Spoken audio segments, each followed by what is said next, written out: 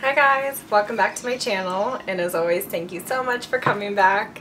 Today I'm so excited. I'm going to be talking about my sign, and so this is going to be a slightly subjective video, but I'm going to be talking about what it means to be an Aquarius. So the good news is I've gone to enough therapy and I'm a self-aware enough person and was parented well enough to know not just our strengths, but I'm very aware of our weaknesses as well. So I promise to make this a well-rounded video. So Aquarians, I'm going to give a brief disclaimer that one of the reasons why I know the sign so well is because I have what's called a stellium in Aquarius. So I have 4 important parts of my chart in Aquarius in the 5th house, and so I am very much ruled by this sign. So when I started studying astrology, I learned a ton about what it meant to be an Aquarius because it was a selfishly driven interest. So let's start with the fact that Aquarius is an air sign. So just like Gemini and just like Libra, we're very much ruled by the mind. The difference between us and Geminis and Libras is that we're ruled by this sort of weirdo mind, I guess is the way I like to put it. So the reason why is we're ruled by Uranus. Uranus is a planet of innovation, change, forward thinking, and kind of not just thinking outside the box, but Aquarians kind of threw the box away a long time ago if they ever even had a box at all. So to say they can be people who bring crazy, cool, and sometimes genius ideas to the table. Sometimes they can just be weird. We have a tendency to sort of think outside the box in a way that can rub certain people the wrong way. So one of the hallmarks of being Aquarius is being sort of a rebel without a cause, especially at a young age. I think that Aquarians tend to find their stride as they get older. They're a bit like a fine wine. So sometimes we like to say the controversial thing or the controversial idea just to spark some interest. Because we don't like to follow the crowd. So again, for every amount of ability we have to bring a great idea to the table, we also have the ability to be stubborn in our desire to say something different or do something different. I was a nightmare as a teenager, and the other element to this sort of rebel without a cause is that Aquarians have a sort of loner-like behavior. So the thing that's, I think, slightly confusing about us is that we are on one hand the humanitarians of astrology, so very interested in people, tend to actually be a pretty popular sign, and yet very detached, a little bit like a loner, and kind of walk around feeling a little bit misunderstood, or at least maybe even just choosing to be misunderstood sometimes. So no matter, the classic story of an Aquarius is no matter how amazing your childhood was, no matter how nurturing your parents were, these people tend to feel like the black sheep no matter what. So this sort of pattern of feeling like an outcast will show up in every group setting that they're into adulthood. So, you know, the first group we were ever in was our family, then it goes into high school, college, and then work and all that kind of stuff. So Aquarians are an interesting mix of, actually, this is a perfect line. I was once told by an astrologist that we are the friendliest robots in the universe, and I think that is 100% true. So we simultaneously love and despise human connection. So one of the biggest cliches of being an Aquarius is that we are emotionally detached. So people tend to kind of be wary of dating Aquarians because they say, oh, they have no feelings, they don't care, they can run away at any second, they can shut down at any given moment.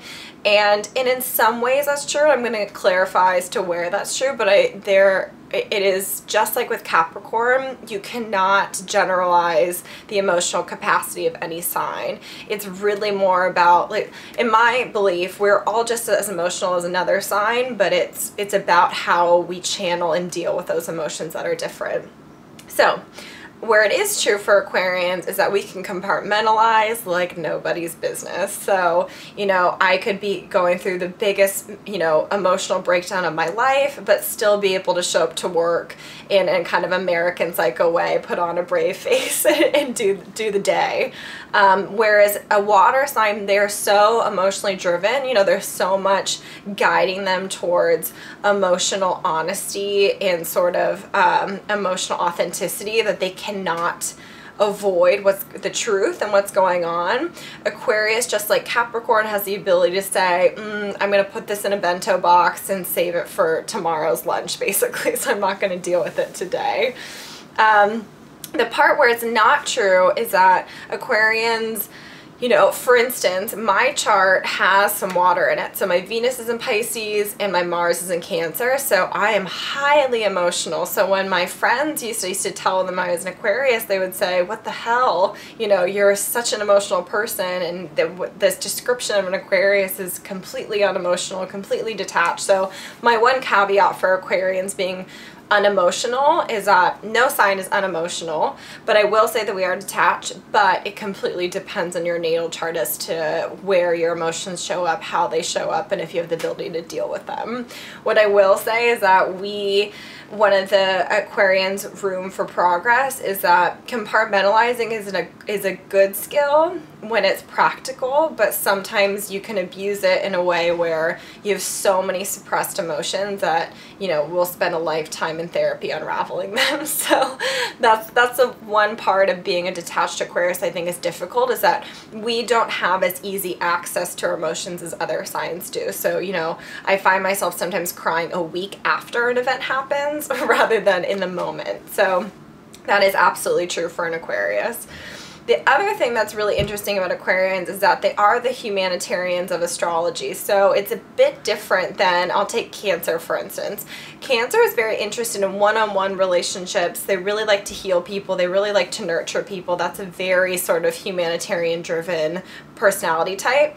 Aquarians care about people, but they care about it in a big picture, sort of zoomed out way. So I think Oprah is a perfect example of this. She's an Aquarius. Ellen DeGeneres is another example. So we like to deal with people and help people in the masses and in a way that gives us sort of 1 degree of separation. So I watched an interview with Oprah and she said, it's surprising, but I'm a complete introvert, and to me that's not surprising at all. Aquarians, again, simultaneously love and despise human connection. So a job where you deal with people all the time, but you go home and want to be completely alone with yourself is a classic story of an Aquarius. So, for instance, I do natal chart readings. I love that. It's a very intimate experience, but I am completely drained and exhausted at the end of the day. So we care about people. We just don't want to have too much of an emotional tie to the experience. We'll always sort of try to keep 1 degree of separation.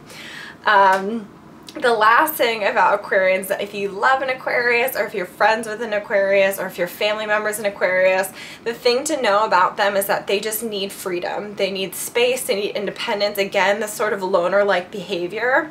It is terrifying to us to feel like my attachment to someone is also putting me in a box. So, you know, I'm now bound to this relationship. It's my identity. We really, you know, we like to feel like we're our own person no matter what attachments we have in life. So the way you can support them if you love them is just to say, you're your own person, but I love to be next to you and beside you and to live life with you anyways. And I will give you your space, but, you know, kind of give them a nudge that it's okay to be vulnerable and to give yourself to someone, and that aligning your life with someone does not mean that you're giving up any of your independence. And so anyways, Aquarians, this is such an easy love letter. It's obviously very selfish because I'm an Aquarius, but I hope this gives you a sort of well-rounded picture. And if you just know an Aquarius and are interested in learning about them, we're interesting and complex cookies.